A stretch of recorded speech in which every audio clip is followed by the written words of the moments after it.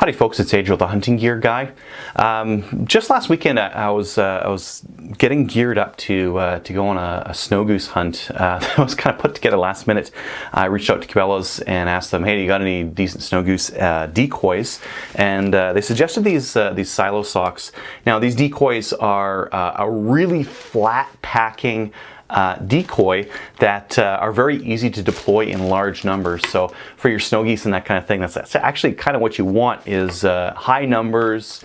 And as well, they offer a little bit of movement. So they've got these stakes here that kind of go into the ground, and then this back end of the sock kind of acts like a windsock. I'll show you this a little bit closer in a bit here, but you can very quickly blow up the size of this thing. It's already starting to look like the right size from the top there, just with a little bit of wind, and it will follow it around, and you can get a very interesting moving decoy.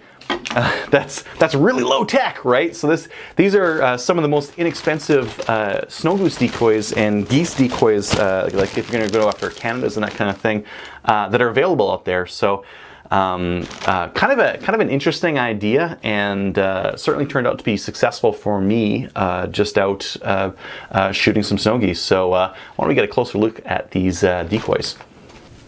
All right, so let's get nice and close to this thing.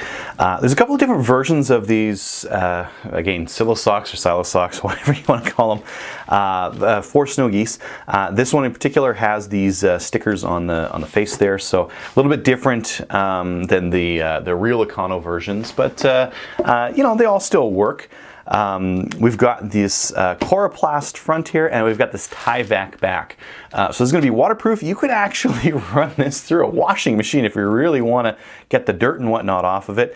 But because it is tie-vac, don't use hot water, and definitely don't throw it in the dryer afterwards, because you'll ruin your decoys.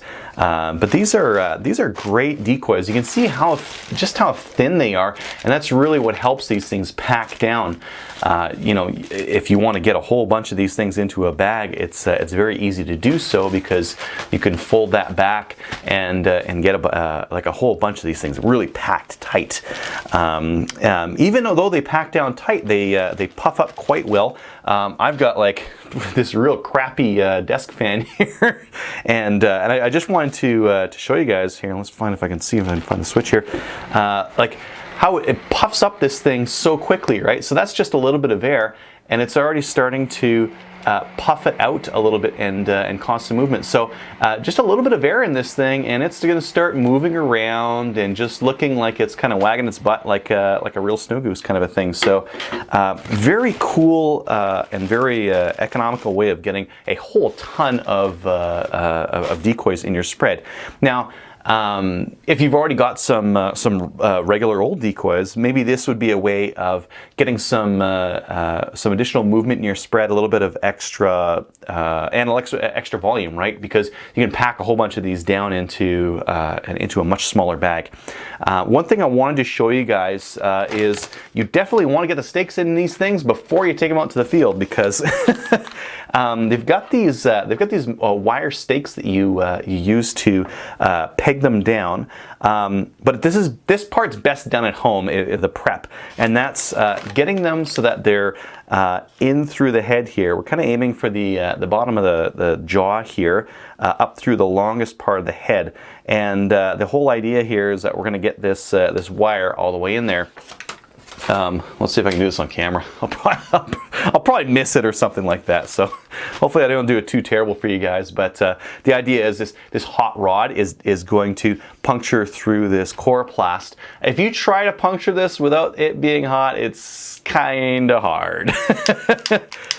Trust me, I tried it, and it is very difficult, but I left this one undone just so I could do it for you guys on camera. So hopefully I don't mess this one up, because it's the only one I've got. That tip is starting to get nice and hot there, and that's, again, just going to melt through that plastic really quick. So let's go through. I'm going to aim for right about there.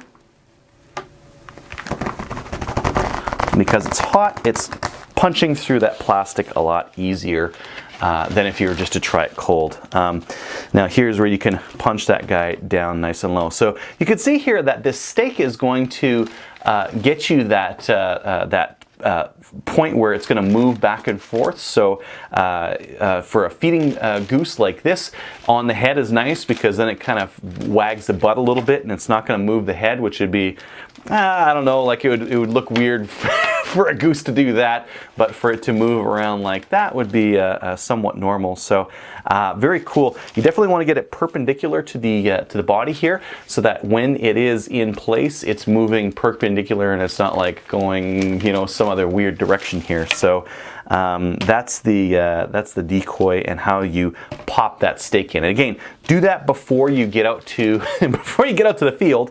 I'm going to link you guys to a video of another guy who's got like a real great stacking method for these things, where he stacks the heads together, and he can fit 300 inside, basically like. I'm a Canadian, so I'm going to reference hockey bag. He can fit like 300 of these things in a hockey bag, which is, in my opinion, incredible. We were out snow goose hunting this last weekend, and just to get 100 decoys out to the field, we had to take 2 bags that were basically the size of a quad, like very large bags. These things fit nice and tight.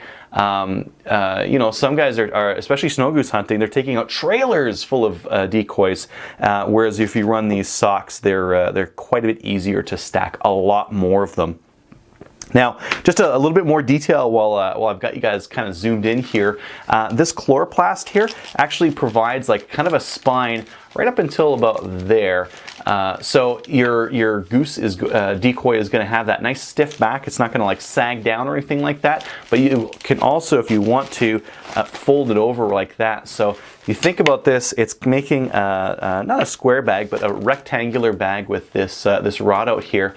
So we're going to be able to fit a lot of decoys inside one bag, and I think that's the whole idea here. We're going for very high volume, very compact, and when you see these things in the field from a distance, they're moving around. They look like the right kind of a thing, and geese aren't that smart, right? so they start coming in just based off of the volume, and the you know, the general feel of it is good. So they're going to start coming in.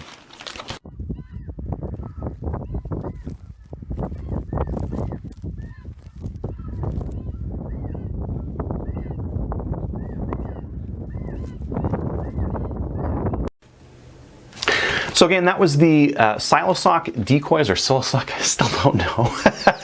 I checked on YouTube to see what other people were calling them, and some people call them Sillosocks, some people call them Sillosocks, whatever. Windsock goose decoys, the Sillosocks with 2 L's. Definitely a very cool way of getting a lot of socks and a lot of decoys out there, and some decent movement, you know, that might attract your geese to your spread. Certainly worked out for the hunting group that I was in.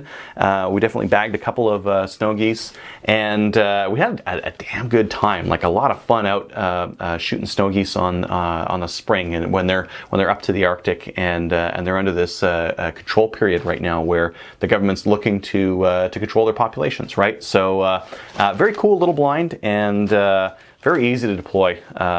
You know, very you know, stick a stake in the ground, or you know, if you've got some cut stalks or something a little bit higher, these long stakes here just stick right into the you know, crops, and you can stick them up a little bit higher if you want to. If it's pretty windy, you might want to stick them a little bit lower so they don't like blow around all crazy kind of a thing.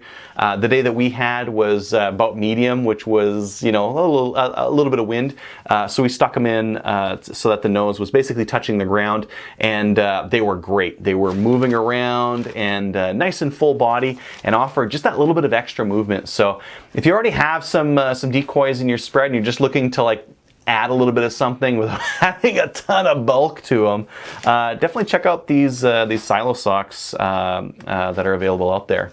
Thanks for watching.